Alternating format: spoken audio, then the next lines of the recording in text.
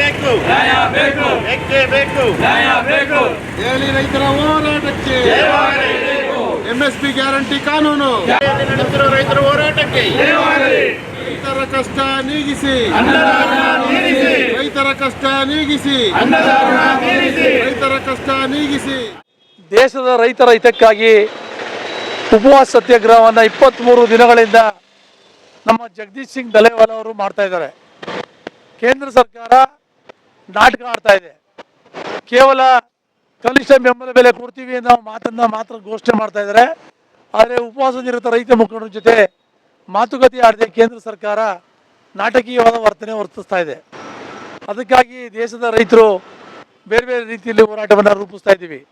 ನಿನ್ನೆ ತಾನೇ ತಮಿಳುನಾಡಲ್ಲಿ ಎಲ್ಲ ಭಾಗದಲ್ಲೂ ಕೂಡ ರೈತ ತಡೆ ಚಳವಳಿಗಳನ್ನು ಮಾಡಿದ್ದಾರೆ.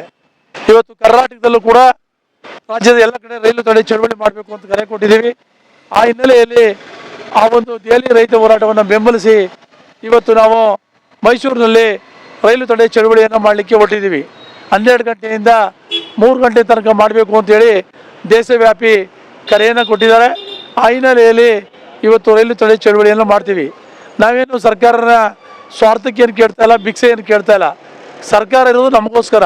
80 ಕೋಟಿ ಜನರಿಗಾಗಿ ಈ ರೈತರು ಏನು ತಮ್ಮ ಆಕ್ರಂದನ ಮಾಡ್ತಾ ಇದ್ದಾರೆ. ಅದಕ್ಕೆ ಸ್ಪಂದನೆ ಮಾಡಿ MSP ಗ್ಯಾರಂಟಿ ಕಾನೂನನ್ನ ಜಾರಿಗೆ ತರಬೇಕಾದಂಥ ಕೇಂದ್ರ ಸರ್ಕಾರ ನಾಟಕ ಆಡ್ಕೊಂಡು ರೈತರಿಗೆ ದ್ರೋಹ ಮಾಡ್ತಾ ಇದೆ. ಆ ಹಿನ್ನೆಲೆಯಲ್ಲಿ ಸರ್ಕಾರವನ್ನು ಎಚ್ಚರಿಸಲಿಕ್ಕೆ ಮಣಿಸಲಿಕ್ಕೆ ಹೋರಾಟ ಮಾಡ್ತಾ ಇದ್ದೀವಿ.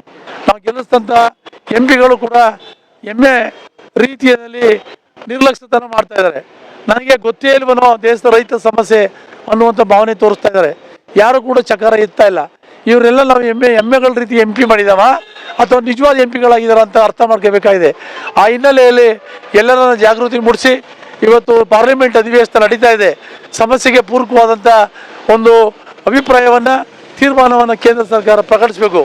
ನಮ್ಮ ರೈತ ಮುಖಂಡರ ಜೀವವನ್ನು ಉಳಿಸಬೇಕು. 23 ದಿವಸದಲ್ಲಿ ಅವರ ಕಿಡ್ನಿ ಹೋಗಿದೆ ಮತ್ತು ಸಕ್ಕರೆ ಕಡಿಮೆ ಆಗಿದೆ, BP ಕಡಿಮೆ ಆಗಿದೆ. ಸಾವು ಬದುಕಿನ ನಡುವೆ ಹೋರಾಟ ಮಾಡ್ತಾ ಇದ್ದಾರೆ. ಇಂಥ ಸಂದರ್ಭದಲ್ಲಿ ಕೂಡ ಸರ್ಕಾರ ನಿರ್ಲಕ್ಷ್ಯತೆಯನ್ನು ಮಾಡೋದು ಒಳ್ಳೆ ಬೆಳವಣಿಗೆಲ್ಲ. ಸರ್ಕಾರ ಎಚ್ಚೆತ್ತುಕೊಂಡು ಸಮಸ್ಯೆಯನ್ನು ಬಗೆಹರಿಸ್ತಿದ್ದಾರೆ. ಮುಂದಿನ ದಿನಗಳಲ್ಲಿ ಕೇಂದ್ರ ಸರ್ಕಾರಕ್ಕೆ ಇಡೀ ದೇಶದ ರೈತರು ತಕ್ಕನಾದಂಥ ಪಾಠವನ್ನು ಕಲಿಸ್ತೀವಿ ಅನ್ನುವಂಥ ಎಚ್ಚರಿಕೆಯನ್ನು ಕೊಡಲಿಕ್ಕೆ ನಾನು ಬಯಸ್ತೀನಿ.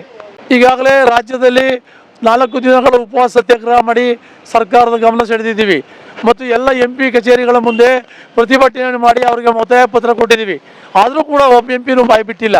ತಮಿಳುನಾಡಿನ ಒಬ್ಬ ಮಹಿಳಾ MP ಮಾತ್ರ ಮಾತಾಡಿದ್ದಾರೆ. ಕರ್ನಾಟಕದಲ್ಲಿ ಒಬ್ಬ MP ಮಾತಾಡ್ತಾ ಇಲ್ಲ. ಇವರೇನು ನಿದ್ರೆ ಮಾಡೋಕ್ಕೆ ಕಳಿಸಿದವ, ಮೋಜು ಮಾಡೋಕ್ಕೆ ಕಳಿಸಿದವ, ಏನು ಕಳಿಸಿದ್ದೀವಿ, ಯಾಕೆ ಮಾತಾಡಬಾರ್ದು? ಆ ಹಿನ್ನೆಲೆಯಲ್ಲಿ ಇವತ್ತು ಎಚ್ಚರ ಮಾಡಲಿಕ್ಕೆ ನಾವು ರೈಲು ತಡೆ ಚಳವಳಿ ಮಾಡ್ತಾ ಇದ್ದೀವಿ. ನೋಡಿ, ರೈತರು ಈ ದೇಶದಲ್ಲಿ 80 ಕೋಟಿ ಜನ ಇದ್ದೀವಿ. 145 ಕೋಟಿ ಜನರಿಗೆ ಆಹಾರ ಬೆಲೆ ಕೊಡ್ತೀವಿ. ಅನ್ನ ತಿನ್ನುವಂಥ ಪ್ರತಿಯೊಬ್ಬರು ಯೋಚನೆ ಮಾಡಬೇಕು. ರೈತರ ಬದುಕು ಸಂಕಷ್ಟದಲ್ಲಿದೆ. ರೈತರಿಗೆ ನ್ಯಾಯಯುತವಾದ ಬೆಲೆ ಸಿಗಬೇಕು. ಬೆಳೆದಂಥ ಉತ್ಪನ್ನಗಳಿಗೆ ಕನಿಷ್ಠ ಬೆಂಬಲ ಬೆಲೆ ಖಾತರಿ ಕಾನೂನು ಆಗಬೇಕು ಅನ್ನುವಂಥ ಯೋಚನೆ ಮಾಡಬೇಕಾದ್ದು ಸರ್ಕಾರದ ಕರ್ತವ್ಯ. ಆದರೆ ರೈತರನ್ನ ಗುಲಾಮು ರೀತಿ ನೋಡ್ತಾ ಇದೆ, ಭಿಕ್ಷುಕರ ರೀತಿ ನೋಡ್ತಾ ಇದೆ.